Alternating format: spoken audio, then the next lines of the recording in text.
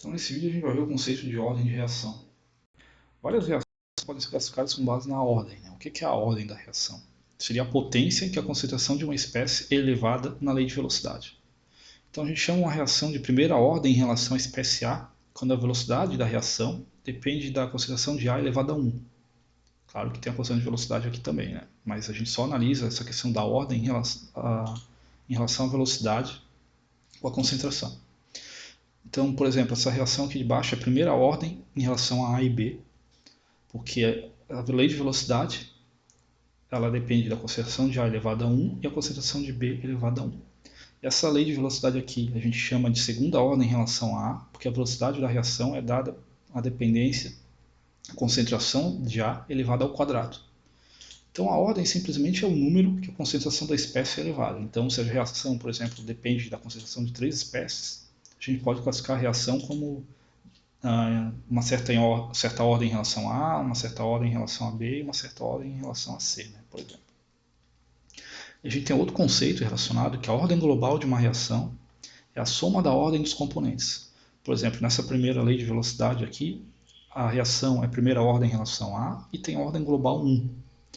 Essa segunda reação aqui, com essa lei de velocidade, ela é a primeira ordem em relação a A, primeira ordem em relação a B, mas ela tem ordem global 2, que seria a soma dos expoentes aqui, 1 mais 1.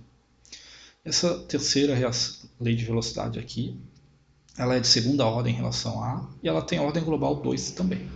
Tá? Então, dois aspectos aqui em relação a esse conceito de ordem e reação. Tá? Primeiro, que uma reação não necessariamente tem uma ordem integral. Né? Por exemplo, a gente pode ter uma lei de velocidade, como essa aqui, em que a velocidade é de primeira ordem em relação a B, e ela é de ordem 1 meio em relação a A. E a ordem global dela seria 1 mais 1 meio, seria a ordem global de 1,5. Então, essa dependência não necessariamente é um número integral. Em geral é, mas pode não ser. Tá? E outro aspecto, que uma reação não necessariamente tem ordem global. Por exemplo, essa reação aqui para indicar a velocidade da reação de uma enzima com substrato S, uma enzima E com substrato S. A gente vai deduzir essa fórmula, tá lá para o final dessa semana, nos últimos vídeos. Mas a velocidade dessa reação da ligação de um substrato com uma enzima é dada por uma constante de velocidade, vezes a concentração da enzima, vezes a concentração do substrato, dividido pela concentração do substrato mais uma constante chamada de constante de Michaelis. Então essa lei de velocidade aqui, para esse processo, ela é de primeira ordem em relação à concentração de enzima, mas ela não tem ordem definida em relação à concentração do substrato. Porque percebam que o substrato aparece aqui, mas ele aparece aqui embaixo também, né, a concentração do substrato.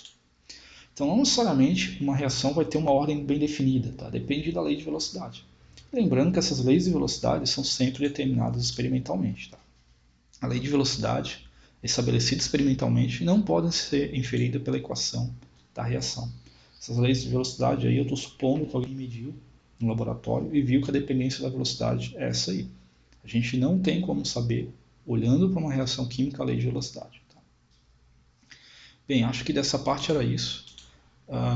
No próximo vídeo a gente vai ver como determinar essas leis de velocidade.